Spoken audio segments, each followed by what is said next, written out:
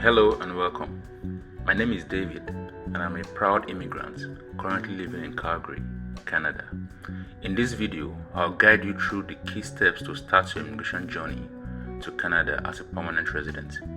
If you have been dreaming of starting a new chapter in Canada but don't know where to begin, this video is for you.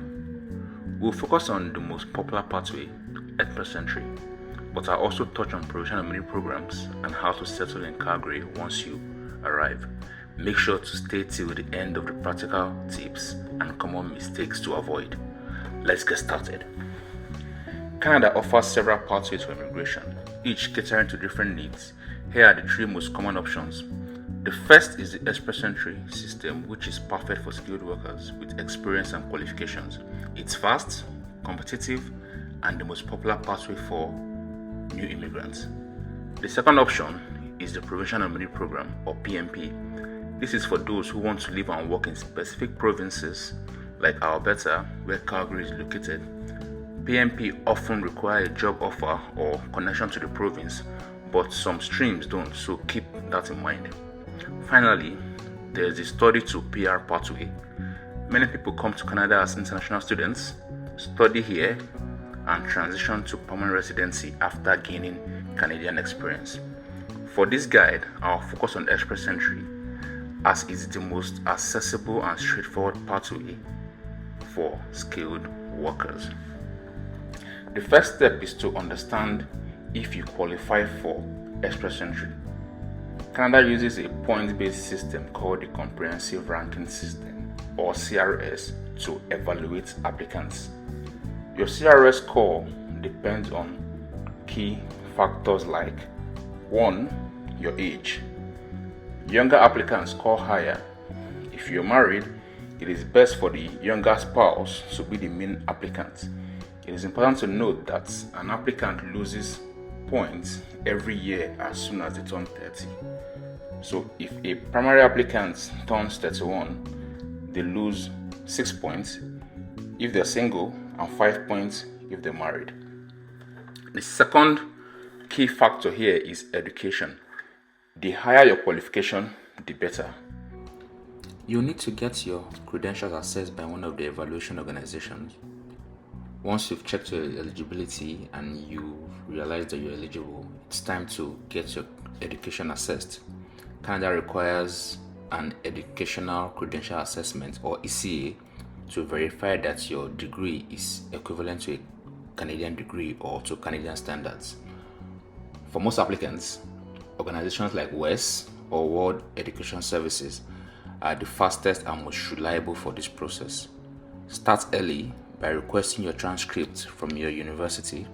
This can take time, so be proactive. Without an ECA, your education points won't count, so this is a critical step. It is best to also evaluate your highest degree. If you have a PhD, master's, and bachelor's, you should evaluate the PhD, as this will give you the highest points for education. If you have master's and bachelor's, you should evaluate your master's. The exception to this is when you have 2 degrees and the highest is not higher than a master's degree. Example would be having a bachelor's degree and a postgraduate degree. In this case, you should evaluate both degrees. After your evaluation is completed by WES, you would get a report which you can download from your WES profile, and they would send a physical copy to your address also. Both of them are the same thing, and you can use either of them to create your profile. The next key requirement is work experience. In this case, foreign work experience. The National Occupation Classification (NOC) is a list of all occupations in Canada's labor market and training, education, experience, and responsibilities (TEER). These categories describe each job. The tier categories are used for immigration purposes to group jobs into the following categories. Tier 0 for management jobs. Tier 1 professional jobs that typically require a university degree. Tier 2 or 3 technical jobs and skilled trades that typically require a college diploma and apprenticeship training. Tier 4 intermediate jobs that require high school or job-specific training. Tier 5, labor jobs that typically provide on-the-job training. To be eligible for Canadian Permanent Residence, the work must be in one or more of the Tier 0, 1, 2, 3 categories. The work must be at least 1 year or 1,560 hours total in the 3 years before applying. The work must be paid, meaning the applicant received wages or earned commission.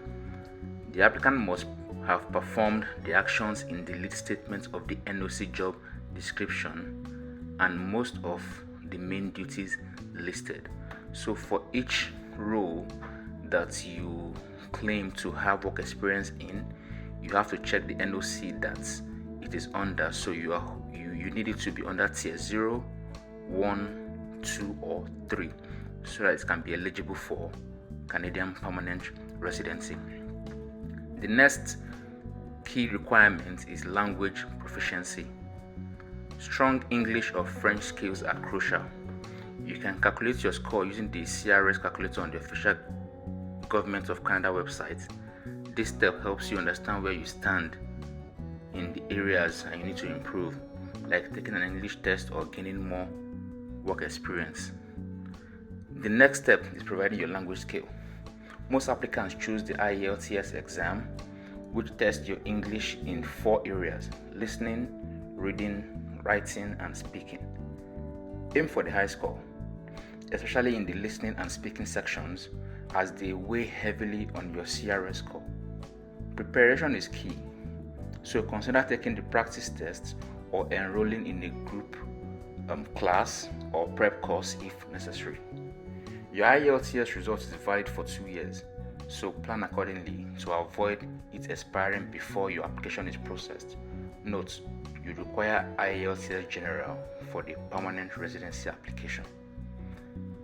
The other requirement, which does not add to your CRS score but is a key requirement in the application process, is proof of funds.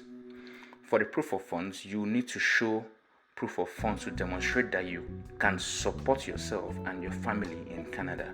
The amount varies depending on your family size. So the table on the right shows the amount required based on family size, and this amount can change, and as such, it is best practice to add a buffer just in case of any changes or any exchange rate fluctuations. Now it's time to create your Express Entry profile. This is done online through the Immigration, Refugees, and Citizenship Canada website. Be honest and accurate with your details. Your profile will be entered into a pool with other candidates and you will be ranked based on your CRS score. If your score is high enough, you will receive an invitation to apply for permanent residency. This is where the process becomes real, so ensure your documents are complete and ready to go. But before we wrap up, here are some common mistakes to avoid. First, don't fall for immigration scam. Only use official government websites or licensed consultants. 2, do not underestimate the IELTS exam. Preparation is very crucial. 3, avoid delays in gathering documents, especially with your ECA and your proof of funds. And lastly, stay organized and you'll be on the right track. Starting your immigration journey may seem overwhelming, but every step you take brings you closer to a better future. Follow these steps, stay focused, and you can achieve your goal of living and thriving in Canada. If you found this video helpful, please leave it a thumbs up and subscribe for more tips on immigration to Canada and life in Calgary. If you have any questions, leave them in the comments and I'll do my best to help. Thanks for watching and good luck on your journey.